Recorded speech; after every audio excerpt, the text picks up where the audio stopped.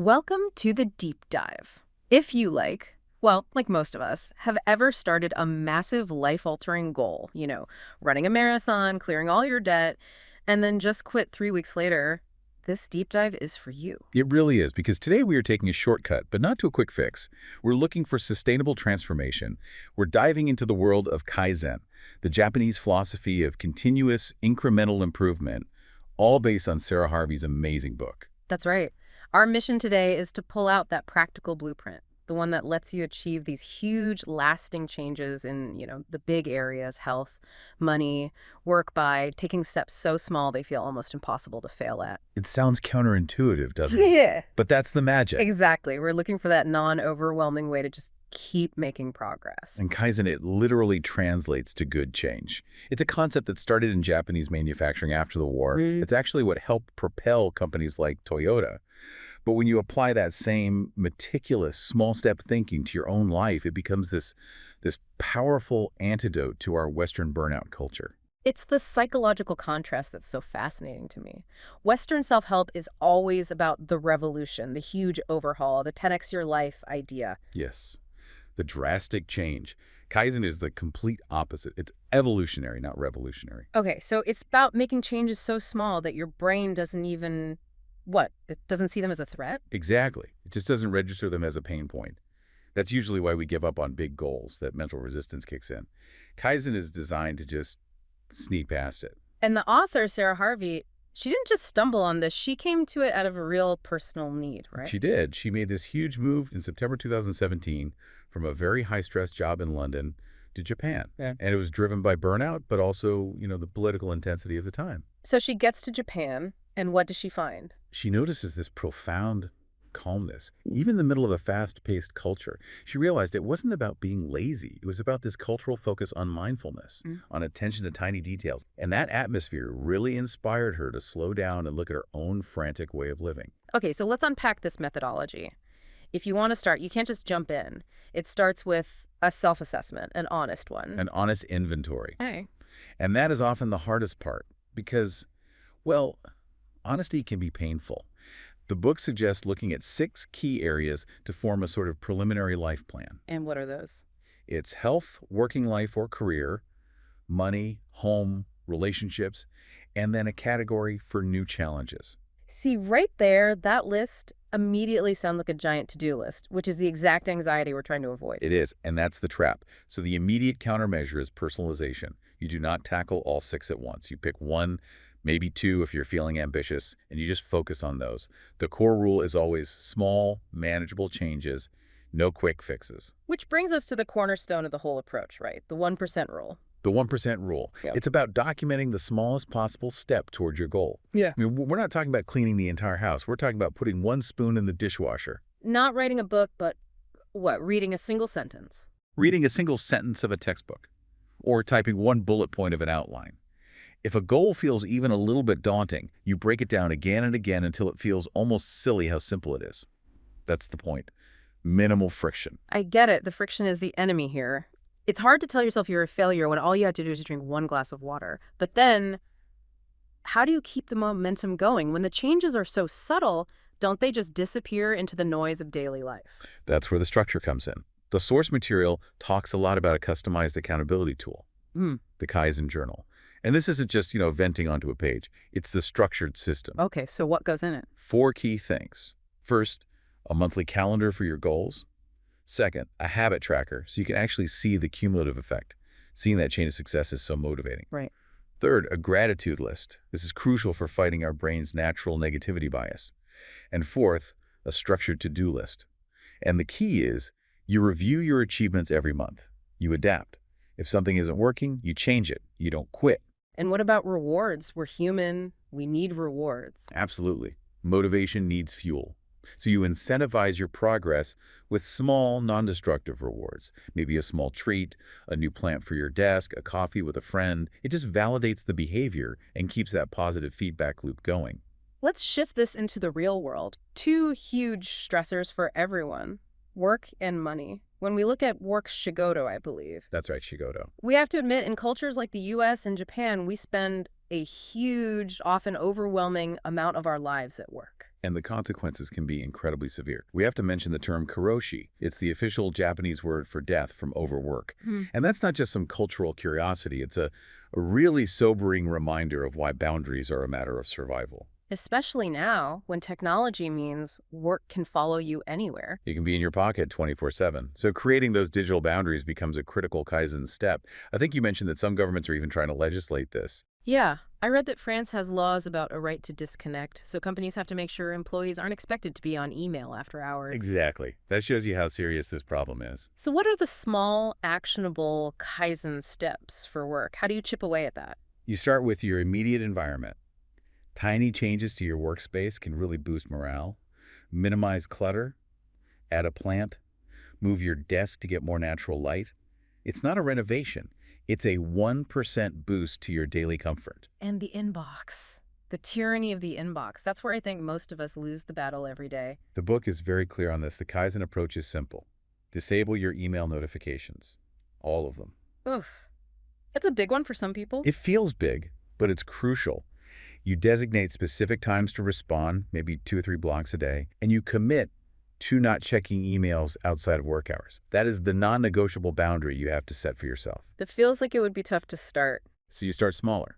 The 1% step isn't turning off your phone. It's turning off notifications for just 1 hour after dinner. See? Another thing is the break. The book suggests a 5-minute lunch break meditation. It's a tiny act that brings self-awareness right into the middle of a chaotic day. Okay, let's move from that external stress to the internal kind. Money, or cane. This is such a huge source of anxiety. And the Kaizen approach here is fascinating because it's not about deprivation. It's about mindfulness. Exactly. It gets into the behavioral science of it all. The goal isn't to suddenly become a penny pincher. It's to change your mindset and realize that so much of our spending is tied to emotional triggers. Stress, boredom, you name it. And there's a specific Japanese concept for this, right? The Kakaibo method. Yes, the Kakaibo method. How is that different from, just using a budgeting app on your phone? That's a great question, and it goes right to the heart of the philosophy. Kakaibo encourages manual journaling of all your financial transactions. Something annual, like with a pen. With a pen. That friction, that physical act of writing down every coffee, every subscription, that's the key. It forces you to slow down and actually observe your own behavior. So it's not about efficiency, it's about awareness. Precisely. You start the month by planning and categorizing your expenses into 4 pillars: needs, wants, culture, and unexpected. By manually tracking, you just can't lie to yourself about where the money's going. You see the patterns, you realize that takeout order wasn't a need, it was stress-induced comfort. It turns a reactive log into a proactive tool. So after you track, what are the small saving tips? 2 main ones. First, open a dedicated separate savings account. Not linked to your debit card, out of sight, out of mind. The friction of transferring money out makes you less likely to spend it. And the second one? Implement a 24-hour waiting period for any non-essential impulsive purchase, clothes, gadgets, whatever. That 1 day of pause is often enough to let you know if the desire is real or just fleeting. That one small pause could save a fortune over a year. Let's shift now to the body and the home. We'll start with health, or Kenko. This whole section is rooted in a really profound Japanese concept. Shinshin Ichinyo. Shinshin Ichinyo. It means the deep interconnection between the body, mind, and spirit. In the West, we often treat the body like a machine to be optimized, separate from the mind. This concept reminds us that real health is about harmony. If your mind is stressed, your body will feel it, and vice versa. So how do we apply that without falling for the next health fad that demands you change everything overnight? By making it accessible.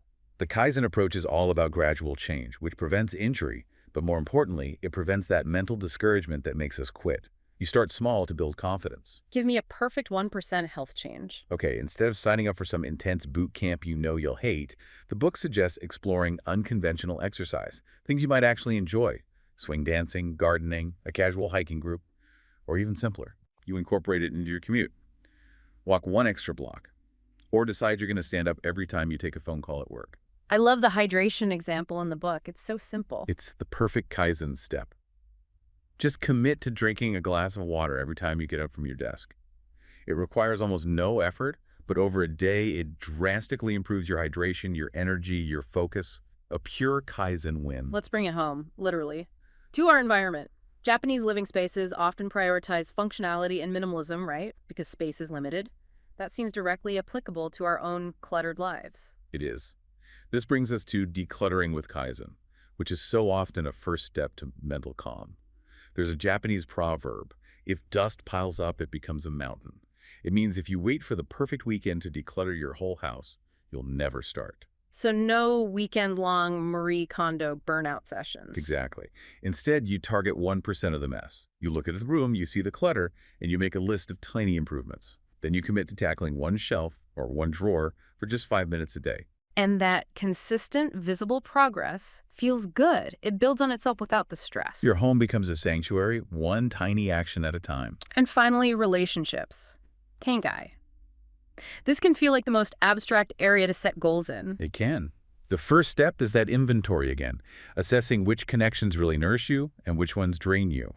And the improvements are incremental, small, intentional acts. What's a 1% relationship step look like? Instead of trying to fix your whole social life, you commit to sending one meaningful text to a friend you haven't spoken to in a while. Just express gratitude for something. Or, in a conversation, you commit to listening for 5 extra minutes without interrupting.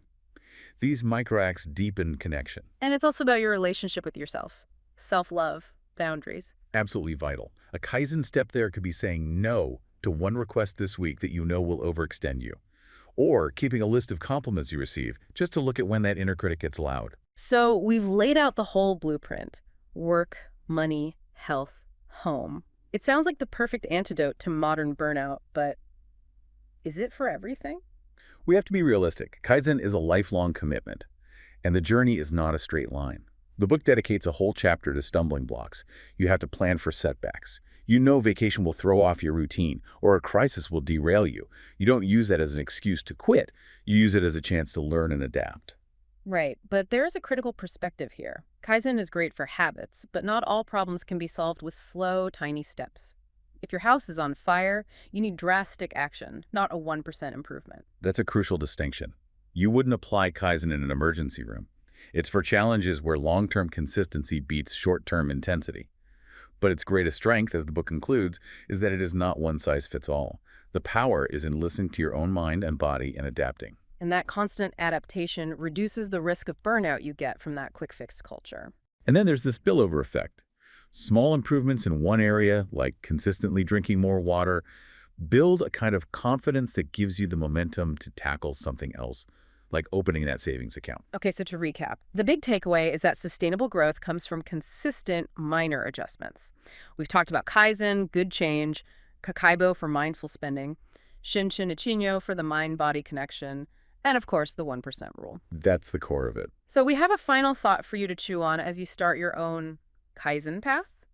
We've spent a lot of time talking about what you should start doing, but Kaizen is also about what you should stop doing. We know that when big life changes hit a job loss, a crisis, we often reach for comforting routines. Yeah. And sometimes those routines are unhealthy.